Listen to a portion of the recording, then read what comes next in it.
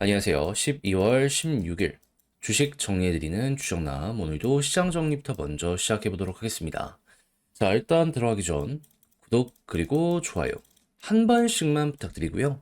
지금 이제 가장 중요한 내용들 뭐 있는지 살펴보도록 하자면, 뉴욕 증시는 이제 곧 FOMC가 진행이 됩니다. 그러다 보니까 이에 대한 경계 심리가 나오게 되다 보니 전체적으로는 혼조세로 장이 마감되게 되었습니다. 그럼 이제 중요하다라고 볼 수 있는 FOMC 그러면 중요하다라고 볼 수 있는 FOMC에 대한 키포인트가 뭐가 있는지를 말씀드려 보도록 하자면, 이 회의는 오는 17일에서 18일 진행될 예정입니다. 근데 이번 회의에서는 25bp에 대한 금리 인하가 사실상 확정이라는 게 중론인 가운데, 시장에서 주목하는 게 뭐다? 이 당 내년 1월, 3월 FOMC는 물론이거니와 그 이후에도 어느 정도의 금리 인하가 나오게 될 것인가, 이에 대한 힌트가 파월 의장의 입에서 나올 가능성이 있기 때문에 관심이 여기에 모두 몰려 있는 상황이다, 이렇게 보시면 될 것 같습니다. 그리고 여기에 이제 기준이 될 수 있는 내용은 역시나 미국의 물가가 가장 중요한 부분이다 생각을 하시면 될 것 같고요. 다만 조금 부담스러운 부분은 뭐다? 트럼프 때 어떻게 진행이 될지 모르는 건 물론이거니와, 일단 최근 들어서 다시 물가 안정이 잘 안 되고 있습니다. 목표했던 2%보다 조금씩 위를 향해서 튀어 올라가는 모습이 보여지고 있어가지고요. 이게 미래에 어떤 변수로 엮여 들어갈지에 대해서는 여러분들이 꾸준하게 살펴보시면 될 것 같습니다. 다만 기업 입장에선 뭐 그렇게까지 나쁜 건 없다라고 생각을 할 수 있는 이유는 뭐냐면, 지금 뭐 테슬라부터 시작해서 여러 기업들이 이 트럼프의 행정부가 딱 진행이 되었을 때 규제 완화가 될 것이다라는 이러한 기대감이 굉장히 선반영 많이 되고 있는 거 보여주고 있거든요. 근데 실제로 요거까지 잘 되는 모습이 보여지게 된다면, 그러면 그동안 법 때문에 하지 못했던 걸 할 수 있게 되기 때문에 자연스럽게 성장성이 훅 한번 올라올 수 있잖아요. 그러면 밸류 자체가 여기서 한 번 더 점프를 하게 될 것이다. 그리하여 금리 관련해서 인하에 대한 부분은 시간이 걸릴지라도 기업들은 성장을 멈추지 않을 가능성이 높다 보니까 자연스럽게 우리의 포커스는 이런 쪽으로 집중이 되어야 된다. 그리고 한국에 있는 기업들 같은 경우에도 여기에 어떤 영향을 받을지 이걸 생각을 하면서 자연스럽게 따라가야 된다. 이걸 감안하시면서 보시면 좋겠습니다. 자, 그랬을 때 국제유가는 WTI 기준 71.29달러로 플러스 1.81% 상승 마감하였고요. 채권은 약세에, 달러는 약세에, 금 가격은 하락 마감하게 되었습니다. 자, 그러면 이외에 우리가 보면 좋을 부분은 뭐가 있는지를 살펴보도록 하자면, 자, 테슬라 같은 경우에는 자연스럽게 수혜를 받을 것이다라는 기대감이 커지다 보니까 준비해놨던 신차를 출시하려는 모습이 보여지고 있습니다. 특히나 저가형 전기차가 이번에 나오다 보니까는 규모의 경제가 또 한번 만들어지는 것 아닌가 생각을 할 수 있잖아요. 그럼 우리가 여기에서 집중해서 봐야 될 부분은 뭐다? 테슬라에 납품하고 있는 한국의 업체들 같은 경우에는 또 한번 수주에 대한 잔고가 높아질 수 있다. 이는 실적으로 연결될 수 있으니 이런 쪽들은 한번 볼만한 가치가 있다. 그리고 규제 완화에 수혜를 받을 것으로 예상이 되는 기업에는 AI도 있거든요. 근데 경쟁이 굉장히 심해지고 있습니다.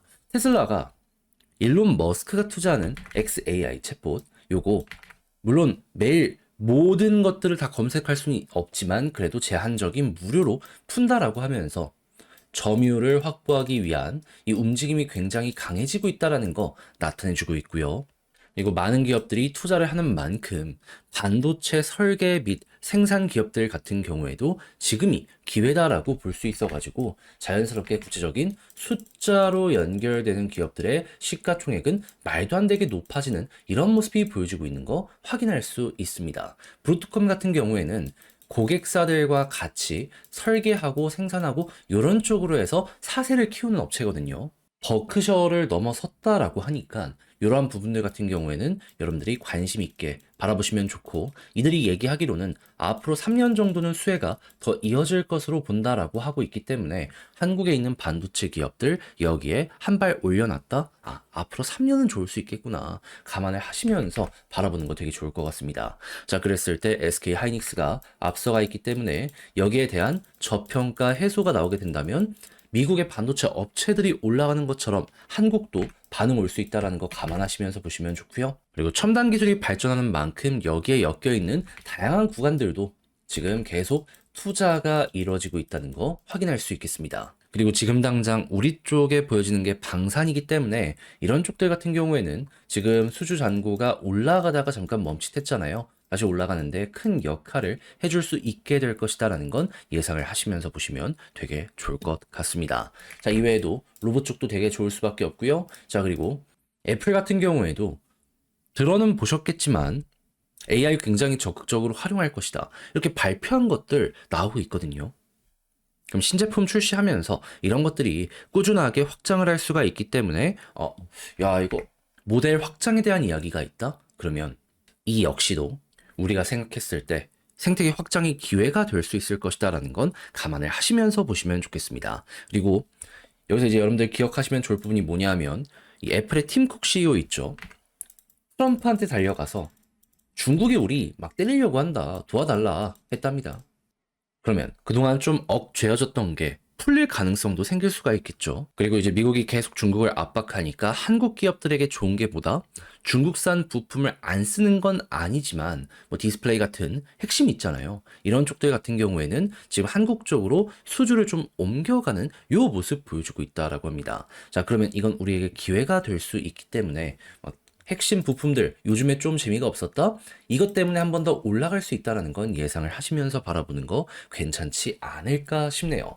자, 그리고 식품 굉장히 좋은 거 지금 수급만 보시더라도 알 텐데 뉴스로 나오기 시작을 했기 때문에 이것도 얼마 안 남은 것 아닌가 생각을 할 수 있을 것 같고요. 이런 게 좋음에도 불구하고 석유화학이나 이런 쪽은 좀 많이 안 좋은 것들이 있어가지고 좋은 것과 안 좋은 것을 갈라서 봐야 될 필요가 있는 게 현재 상황이다라고 말씀을 드리며 이렇게 12월 16일 시장 정리 마치도록 하겠습니다. 자, 일단 이런 내용이 여러분들께 얼만큼 도움이 되었을지 모르겠지만 좋은 영향 드렸으면 좋겠고요. 잘 보셨으면 구독과 좋아요 한번 부탁드리며 지금 말씀드린 내용은 장 시작하기 전 텔레그램 공부방을 통해서 이외에 공부할 수 있는 내용들도 같이 올려드리고 있으니까 참고하고 싶다라고 생각을 하시는 분들이 있으시다면 영상 소개란에 있는 링크 클릭하시고 입장을 하시면 되겠습니다. 자, 그러면 개별 종목 살펴보도록 할게요.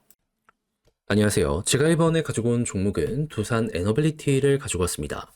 일단 가격적으로 횡보가 이어지고 있어요. 그러다 보니까 지루하다 생각할 수 있는데 저는 기대했던 내용이 나오고 있다. 이렇게 말씀을 드려보고 싶거든요.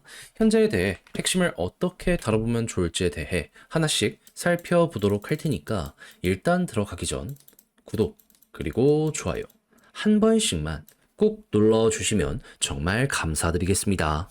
자, 일단 한국에서 가장 크게 리스크로 올라왔었던 내용이 뭐였습니까? 첫 번째가 계엄이었고 두 번째가 트럼프 관련되어 있는 불확실성이었잖아요. 근데 계엄 같은 경우에는 어느 정도 해결이 되어가고 있고 트럼프 백악관 1월달 입성 전에 이 불확실성 어떻게 대응을 할지 지금은 이걸 고민을 해보면 좋은데 두산 입장에서는 그렇게까지 이게 뭐다?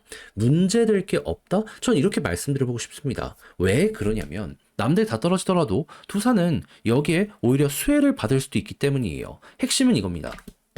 지금 미국 쪽에서 꾸준하게 원전에 대한 투자를 늘리려는 모습이 보여지고 있죠. 근데 미국 내에서 원전 제조업에 대한 능력은 완전히 떨어져 있는 상황입니다. 그럼 어딘가에는 자기들이 설계를 하고 이 제조 관련해서 맡겨야 돼요. 그런데 한국은 이전부터 꾸준하게 하청으로 많은 일거리를 받아왔었고 가장 큰 경쟁자라고 할 수 있는 게 일본 아니면 중국이었는데 지금 솔직히 중국에 맡기겠습니까? 안 될 가능성이 높겠죠. 하다 보니까는 강점이 더욱더 부각될 가능성이 높겠구나. 이쪽은 이렇게 생각을 할 수 있는 겁니다. 그러면 트럼프가 조선 쪽을 굉장히 높게 평가하는 것처럼 원전 쪽도 비슷한 경우가 만들어지게 될 수 있을 것이다. 이렇게 생각을 할 수 있겠죠.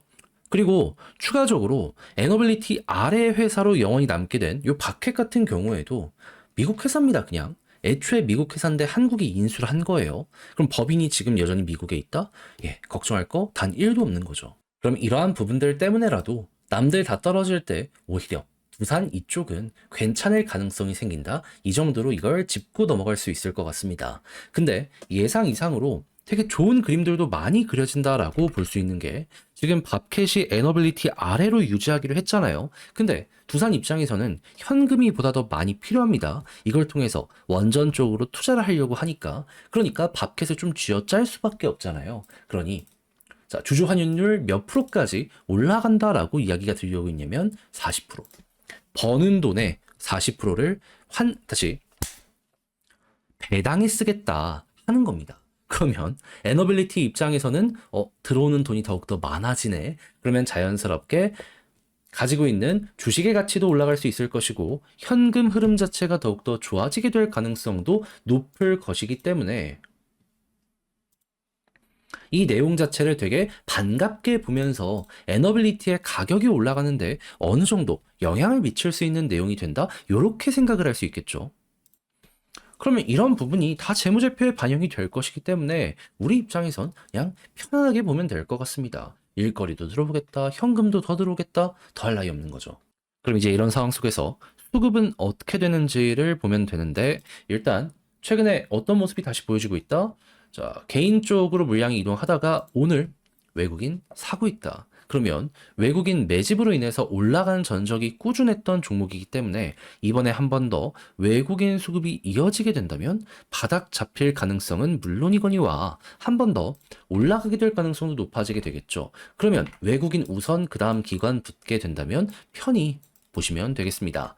자, 그랬을 때 지금 차트적으로 지지라인은 여기 노란색 선 481선 보시면 되는데 올라간다라고 했을 때에는 제가 꾸준하게 말씀드렸던 게 21선이었는데 지금 61선이랑 데드 크로스가 만들어지게 되었죠. 그럼 여기서 이제 어떤 식으로 생각을 해야 되냐면 만약에 21선을 돌파한다라고 했을 때 힘있게 위에 있는 저항선 다 돌파하면 너무 좋거든요. 근데 그게 안 되잖아요. 그러면 볼린저 밴드 요 상단이 계속 내려오게 될 것이고 61선 돌파가 힘들면 이런 식으로 좀 횡보하는 식으로 여기에 모양이 만들어지게 될 겁니다. 그러면 이때는 시간이 조금 걸린다라고 보셔야 될 것 같아요. 근데 이런 과정을 걸쳐서 결국에 61선 돌파하고 이렇게 모든 부분에 대한 골든 크로스가 만들어지게 된다면 추세가 잡힐 거고요. 그러면 이전에 매물대가 많이 쌓여있던 구간까지 올라갔던 것처럼 이번에도 또 한 번 이 과정을 거치면 21,000원을 또 한 번 생각을 할 수 있을 것 같습니다. 근데 만약에 여기에 딱 갔는데 매도 물량이 많이 쏟아져 가지고 조정을 받게 되면 어떻게 해야 될까요? 이때는 수급을 다시 한번 켜보는 겁니다. 그랬을 때 이 물량을 외국인과 기관이 소화해 주는지를 보고 소화를 한다면 빠르게 조정 나오더라도 금방 가겠구나. 만약에 그게 안 되면은 이거 좀 오래 걸리겠구나. 이건 여러분들 취향껏 보시면 되고요. 그리고 여기서 이제 만약에 올라가는 경우의 수가 만들어지게 된다면 오랜 시간 동안 23,500원 부근에 있는 매도에 대한 이 저항 매물대가 있거든요. 요거를 소화했다라고 볼 수 있기 때문에 이번에 여기를 돌파하면 조금 더 크게 갈 수 있겠다 정도로 여기 공략 들어가시면 될 것 같습니다. 근데 이건 좀 나중 일이라서 그때 가서 다시 보도록 하고 지금은 그 전까지의 디테일에 집중하면서 차분히 이 자리를 바라보시면 좋겠네요. 자, 그럼 글로 쓰면서 현재 에너빌리티에 대한 부분 총정리하면서 영상 마무리 짓도록 하자면 일단 첫 번째 나오는 뉴스는 무엇이다? 긍정적이다.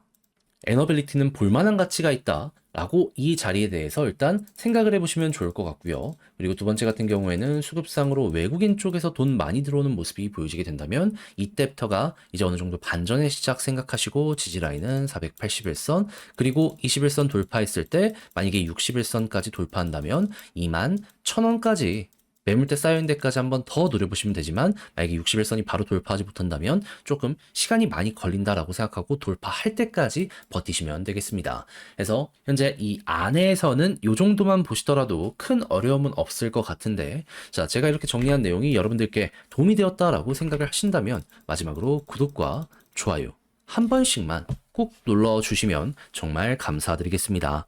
자, 그러면 이번 주 한 주도 화이팅 하시길 바라며 전 다음에 더 좋은 영상으로 다시 인사드리겠습니다. 이상 주식 정리해드리는 주정남이었습니다. 감사합니다.